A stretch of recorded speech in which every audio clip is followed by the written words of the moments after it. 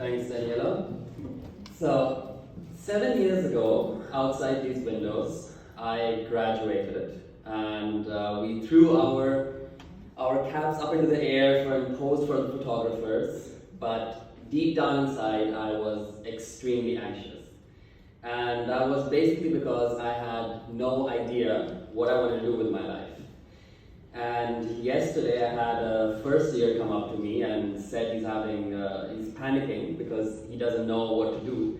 And I thought to myself, wow, this guy is 2 years too early. This usually happens, we start getting this right before getting out of campus.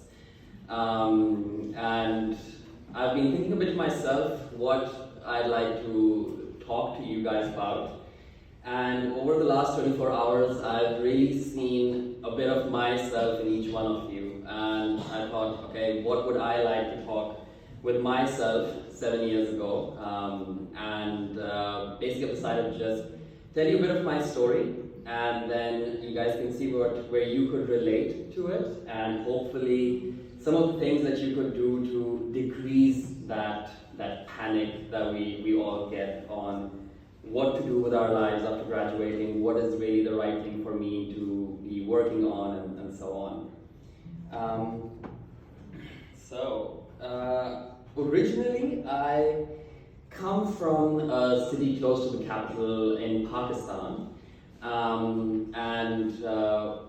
throughout most of my life, the whole story has been to get good grades and work for those grades and have a very set standard structure on what you should be doing in your high school, and then afterwards, when it came to decide which university to go to, I basically applied to 100 universities and then saw just which accepted me.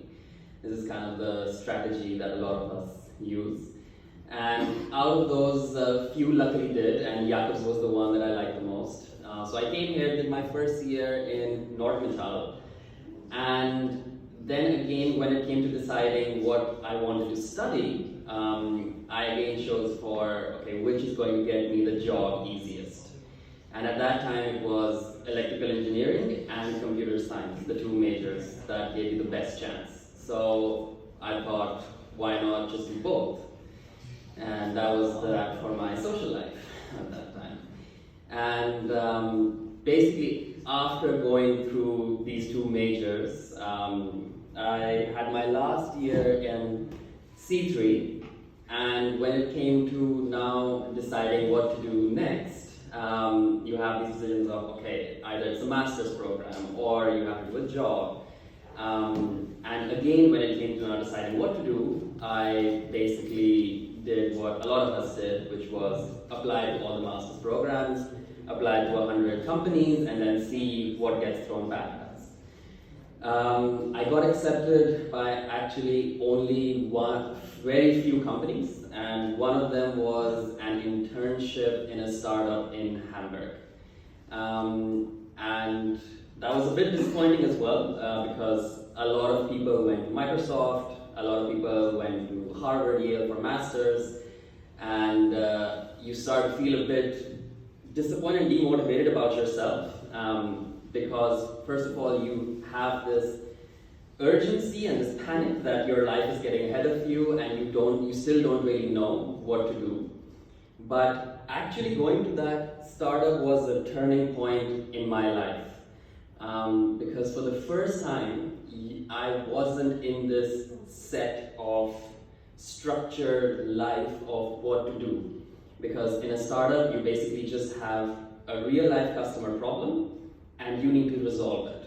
And you are outside your comfort zone where you don't really have like a dedicated schedule on what you're going to be doing and what is expected of you, but you really need to start discovering yourself.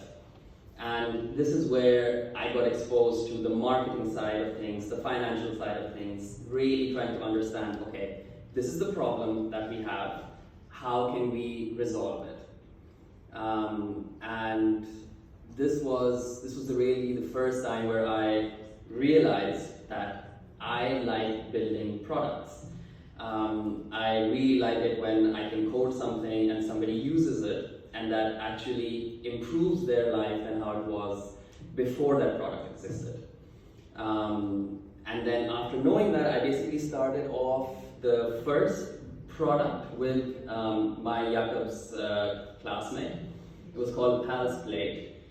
And this was the Airbnb for food kind of concept. So anybody could create a meal and then sell to their neighbors.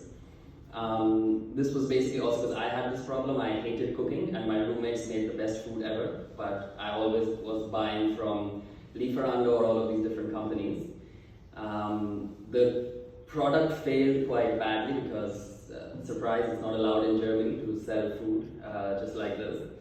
So basically a lot of learnings from it, but most probably the first company that you guys, if you guys start, would be from someone sitting right next to you. So I think these friendships and bonds that you guys create over here are super special because the trust that you need in the people working with you is so high because it's going to be high uncertainty. So this is really, really precious what you have at the moment. Basically learning from that, what I did next was do a hackathon, which was hosted by a company in Hamburg called Chibo. And over there we built this recommendation system for which products you should buy in a Pinterest style format. And this was the first time where I kind of realized, wow, you can build products very fast, because the first Palace Plate product, it took us 10 months to build it, which right now seems a lot of time, but once you actually start building products, you can go deeper and deeper into still solving the tech part of it. And this is where the hackathon is so important, because it really forces you to focus on what is actually the problem of the customer and then just build the tech backwards, not tech first and then building a solution on it. The prize money for the hackathon was around 500 euros, but we actually got the project from Chibo as well, which funded or gave us around 100,000 euros in total, and enough money to also start my first startup, which was a fitness company. And this company we used to give, it's basically you get rewarded for being active, and you get points for doing different fitness activities, and with these points you can get certain rewards. So with every kind of last thing that didn't really work out, the learnings we were there, and this time the focus was, okay, don't go too much on the tech, but try to solve a problem. And for this we did realize that, okay, fitness motivation is a problem, but again had issues in this company where the financials didn't make too much sense, because the rewards that companies used to give are not always that profitable for the company, and then if it's not that profitable for the company, it's not that exciting for the users. So this is where a lack of understanding of the financials point of view was quite a blocker at the moment for me doing this company. After this company, what I started off was grocery delivery, and taking on the learnings over there, try to make sure that first of all there is a real need for that product. Legally it should be okay in the future, and the financials need to start making sense.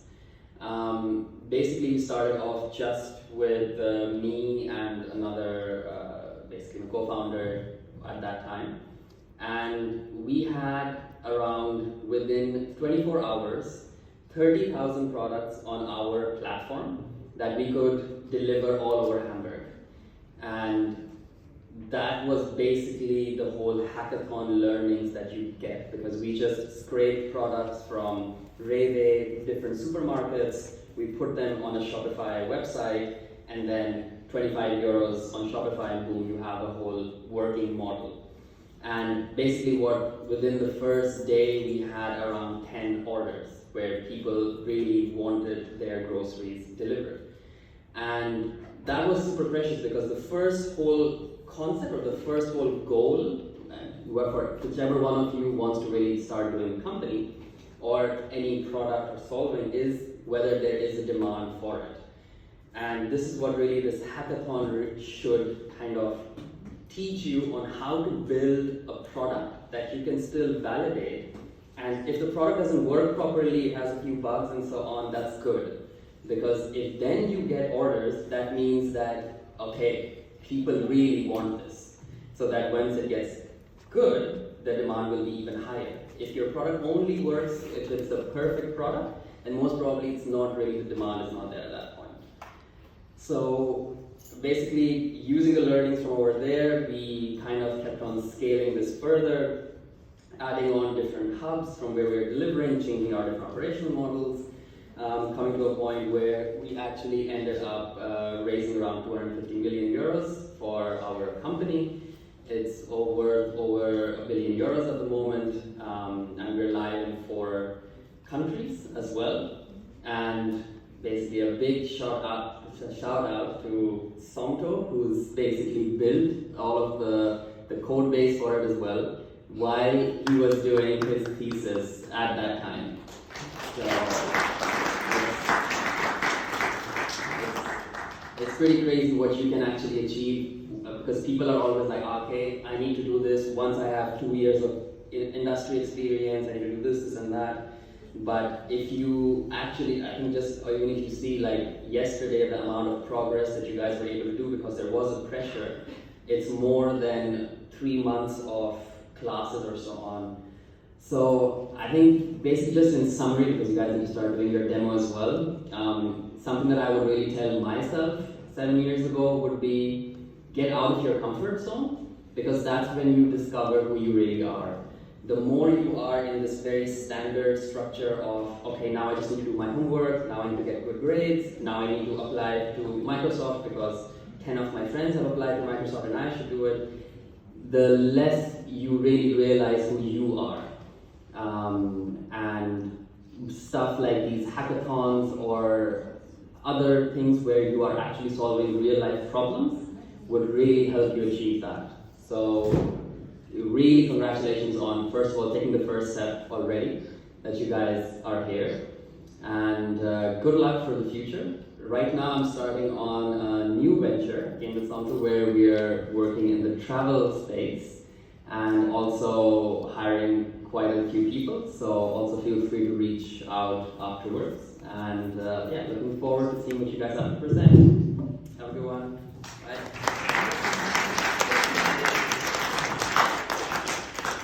So we're going to take a few questions. There's no prizes this time, so you don't have to ask a question. Just ask if it's really pertinent. We're just going to take maximum 2 questions. Anybody?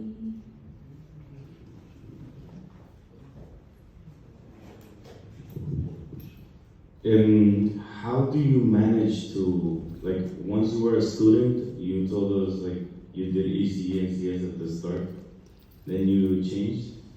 How did you manage to balance your life between studies and, like, your social life, but also, like, looking for work and looking towards the future? Because I think most of us, we waste too much time looking in our future that we don't really do anything in our present. Yeah, I think that's a really good question, and I didn't. All I did was study and have college pictures for the photographer, basically. And I changed really after graduation. That's when I started to see what is the importance of time management. And the whole focus in Jacobs for me was pass, get good grades, do electrical engineering and computer science, try to make it safe for me so that I don't end up under the bridge, homeless and without a job. But it was never that, okay, what would I really be exceptional at, and who am I really, so really go for it. So I wasn't able to do it, so I might not have the best answer of how you could, but I think the whole part of time management, it comes automatically once you are really passionate about something. For example, even with the whole startup life or so on, if you're passionate about it, you're doing it on Sunday night at 2 a.m. So the time management comes quite automatically. The best students that we had on computer science were those people who, after finishing their homework deadlines, would go and then start researching more into it right afterwards. So for me personally, theory did not motivate me that much. So as soon as I would finish the homeworks, I would kind of just celebrate and go watch YouTube videos or anything to get my mind out of it. So I think discovering what you're passionate about, and passion is not really that you like the struggle or you don't find it hard, but passion is when you do find a success in something, do you go deeper into it further and not try to celebrate the success too much, but you're obsessed with what to do next for it. So the time management kind of comes automatically once you find something that you're good at and you like. Thank you. Thank you so much for the talk, Saad. Unfortunately, we have to wrap it up so we can start the demos, but let's give